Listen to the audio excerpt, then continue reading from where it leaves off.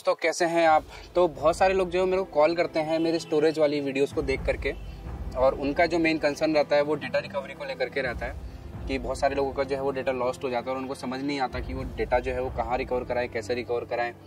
और हमारे से वो रिकवरी के लिए जो है वो हमारी वेबसाइट पर जाकर के जब कॉन्टैक्ट करते हैं तो उनके भी बहुत सारे डाउट्स रहते हैं। तो मैंने सोचा कि उन डाउट्स को लेकर के एक वीडियो बना दी जाए, ताकि फ्यूचर में जब भी आप कॉन्टैक्ट करना चाहें तो आपके ये सब जो एक कॉमन क्वेश्चंस होते हैं ये सब के सब जो है वो क्लियर हो जाएं। प्लस हम इसमें जो है वो मिथ के कुछ जो मिथ हैं डेटा रिकवरी को लेकर के, जो आप लोगों के कन्फ्यूजन्स हैं उसके बारे में भी जो है हम वो बात करेंगे। और वीडियो जो है दोस्तों लास्ट तक पूरी देखना, तभी आपको जो है वो सारी चीज़ें समझ में आएंगी।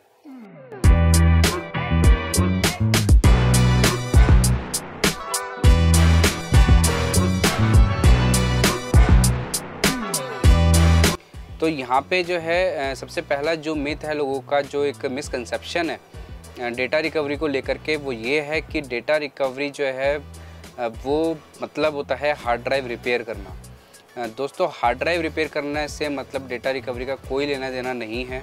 मैं ये चीज़ आपको पहले ही क्लियर कर देता हूँ। जो हमारी जो हार्ड ड्राइव होती है वो काफ़ी सारे कंपोनेंट से मिलके बनी होती है, जिसमें आपका मीडिया प्लेटर होता है, एक्चुएटर होता है, हेड होता है, आपका अंदर जो है और बाहर पीसीबी होती है, केसिंग होती है, अंदर स्पिंडल मोटर होती है। तो बहुत सारे जो कंपोनेंट्स होते हैं जब वो एक साथ काम करते हैं तो उसके बाद ही आप अपना जो डेटा है वो हार्ड ड्राइव में स्टोर कर सकते हैं या उसको रीड कर सकते हैं। इनमें से अगर एक भी चीज़ गड़बड़ाती है तो उस केस में क्या होता है कि जो आपका डेटा है, जो आपकी हार्ड ड्राइव है, वो आपको एक्सेस देना बंद कर देती है। अब एक्सेस देना बंद करने में जो है वो बहुत सारी चीज़ें होती हैं। कई बार मैक्सिमम केसेस में तो हार्ड ड्राइव डिटेक्शन बंद कर देती है, किसी में पावर आती है फिर चली जाती है, बहुत सारे केसेस होते हैं। और दूसरा केस ये होता है कि कई बार जो हेड होता है वो दोस्तों मीडिया के ऊपर स्टक हो जाता है, पार्किंग एरिया में स्टक हो जाता है, या हेड अंदर जो है वो गिरने से हार्ड ड्राइव के टूट जाता है। तो ये सब जो हैं वो रीजंस होते हैं डेटा को एक्सेस ना कर पाने के। फिर एक केस और होता है इसमें जिसको हम बोलते हैं बैड सेक्टर्स।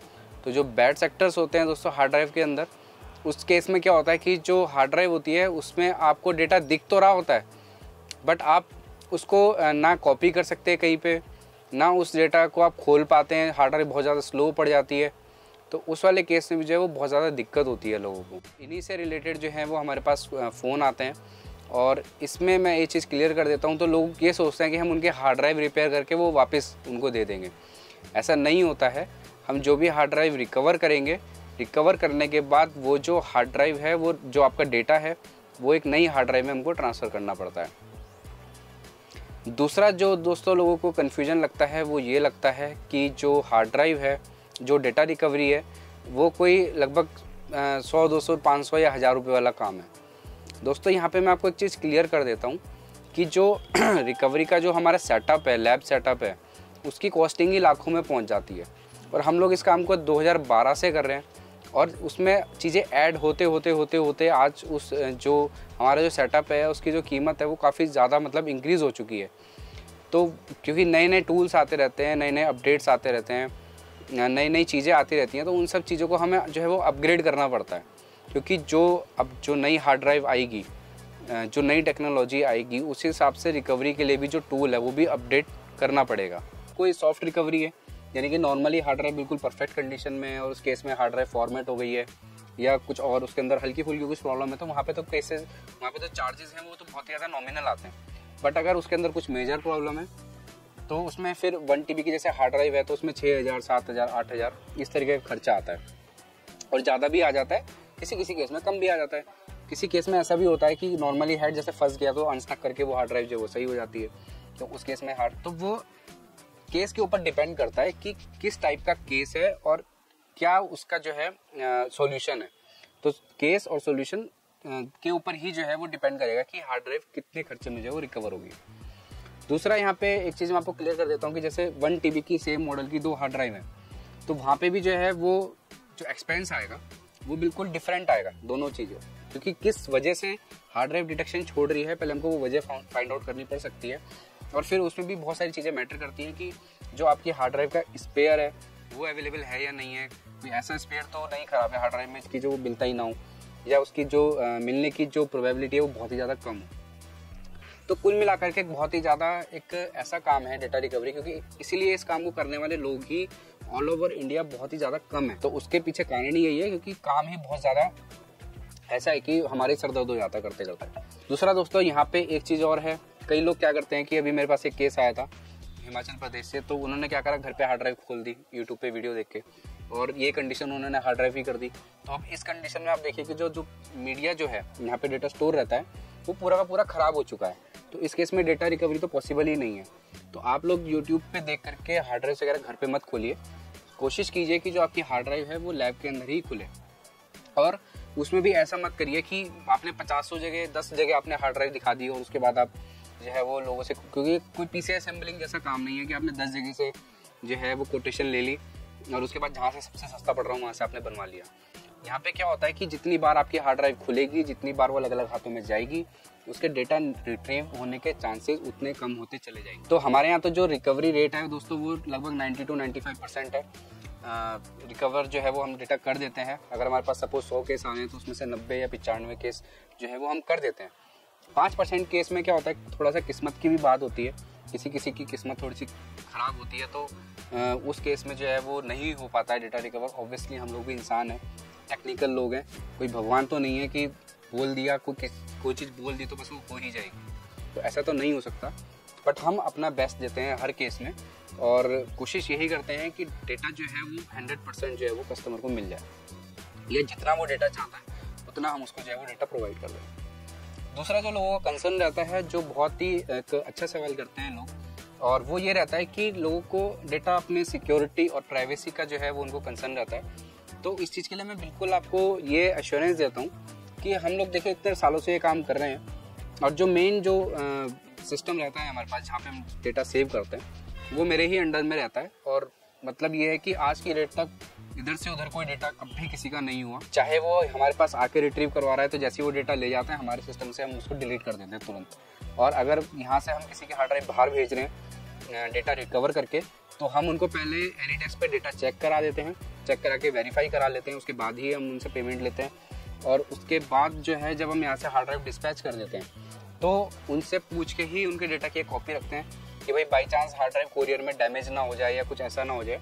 और उसके बाद ही हम जो है जैसे उनको वो बोल देते हैं कि हमारे पास डेटा सब कुछ पहुंच चुका है। जैसे मैं आपको ये केस का स्क्रीनशॉट दिखा रहा हूँ, तो अब मेरे को उनका डेटा भेजे हुए काफ़ी टाइम हो गया। ये हार्ड ड्राइव बाहर से आई थी, तो उनकी भी जो ये मेरे क्लाइंट है उनकी थोड़ी तबीयत ख़राब है, इनकी 4 TB की जो है वो हार्ड ड्राइव थी।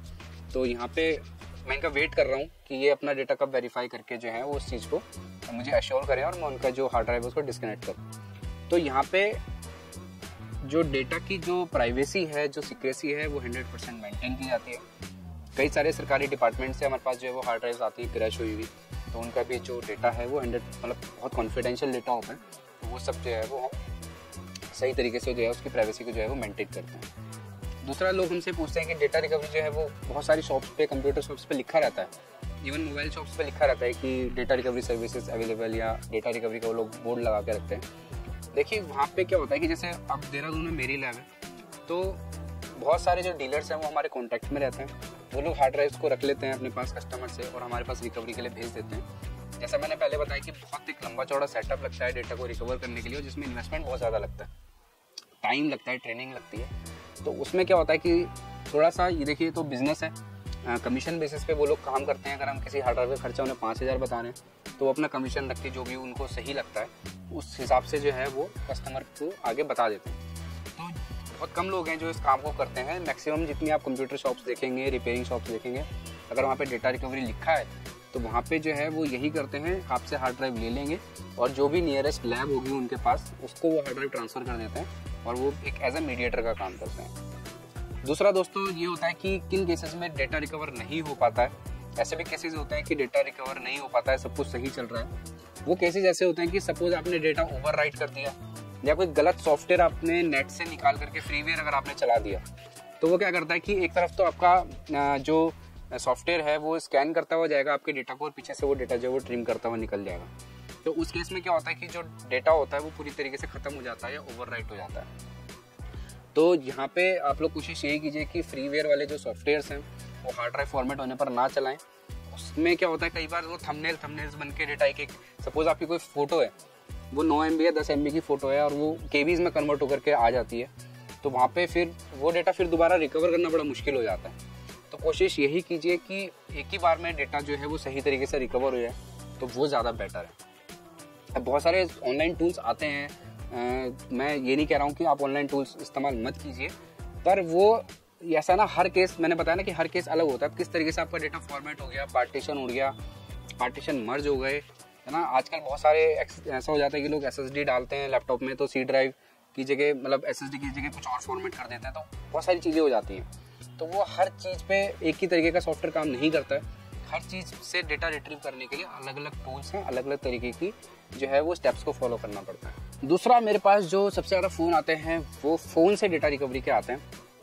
दोस्तों, फ़ोन से डेटा रिकवरी अभी बहुत ही ज़्यादा टिपिकल एक काम है, और कई फ़ोन्स में ऐसा हो जाता है कि लोग पैटर्न लॉक भूल जाते हैं, स्क्रीन लॉक भूल जाते हैं, या फ़ोन में लॉक फंस जाता है। तो उस केस में डेटा रिकवरी के लिए अभी जो सोर्सेज हैं, वो बहुत ही ज़्यादा कम है, और बहुत ज़्यादा उसमें एक्सपेंस बहुत ज़्यादा आता है, हार्ड ड्राइव से ज़्यादा एक्सपेंस आता है, और वहाँ पे जो है अभी मतलब उतना ज़्यादा श्योर शॉट काम नहीं हो पा रहा है। और कोई, क्योंकि डेली सिक्योरिटी पैचेस हर महीने अपडेट हो जाते हैं, वर्जन्स बार बार चेंज होते रहते हैं फ़ोन में सॉफ्टवेयर्स के, तो वहाँ पे जो है वो ये चीज़ थोड़ी सी टिपिकल हो चुकी है। हम ऐसे देखिए, हर कोई व्यक्ति अपने आप में कंप्लीट नहीं होता है, ऐसे ही हमारी भी जो थोड़ी बहुत जो लिमिटेशंस है, कई जगह पे हम वहाँ पे वर्क नहीं कर पाते हैं समय की कमी की वजह से। लेटर ऑन भगवान करे कुछ हो ऐसा, टेक्नोलॉजिकली एडवांसमेंट काम कर ही रहे हैं सब लोग इसके ऊपर, तो जल्दी से जल्दी कोई चीज़ ऐसी आए कि जिससे जो है वो इन सब चीज़ों को जो है वो फ़ोन से डेटा निकालने का कुछ सोल्यूशन जो है वो मिल सके। और जो फ़ोन से डेटा डिलीट भी हो जाता है, उसमें भी ये है कि कुछ प्ले स्टोर वगैरह पे 1-2 टूल्स हैं, अगर उससे निकला तो निकला, नहीं निकला तो मतलब, क्योंकि फ़ोन का जो इंटरनल मेमोरी होती है ना, वो अपने आप को ओवरराइट करती रहती है, तो बार बार ओवरराइट होने की वजह से, नया डेटा आने की वजह से वो जो फ़ोन से डेटा है वो रिकवर नहीं हो पाता। हाँ, एक टाइम तक हम करते थे, जब तक एंड्रॉयड का वर्जन 7 या 8 चल रहा था तब तक। जब से 7 और 8 के बाद जो फ़ोन आने लगे, उसके बाद वो जो फ़ोन का इंटरनल का डेटा है वो रिट्रीव होना बंद हो गया। तो ये कुछ लोगों के डाउट्स थे, और जो भी लोग मेरे से कांटेक्ट करना चाहते हैं, मैं वेबसाइट का लिंक नीचे दे के रखता हूँ, आप लोग बिल्कुल हैसल फ्री होकर कॉल कीजिए और पूछ लीजिए जो भी आप लोगों के डाउट्स हैं। और जो भी आप हार्ड ड्राइव वगैरह जो भी लोग अगर कुछ प्लान करते हैं भेजने के लिए, तो कोशिश कीजिए कि उसमें एक बार मेरे से जो है वो डायरेक्ट एकदम ऐसे रैंडम, कभी हार्ड ड्राइव आ जाती है किसी की, तो बाद में पता चलता है कि किसी ने यूट्यूब की वीडियो देख करके, स्टोरेज डिवाइस देख करके जो वो भेजी है, तो एक बार पहले कांटेक्ट कर लिया कीजिए। तो उसमें थोड़ा सा ये होता है कि चीज़ें ज़्यादा क्लियर हो जाती हैं, ज़्यादा ट्रांसपेरेंट हो जाती हैं। तो दोस्तों, मिलते हैं नेक्स्ट वीडियो में, तब तक के लिए जय हिंद, धन्यवाद।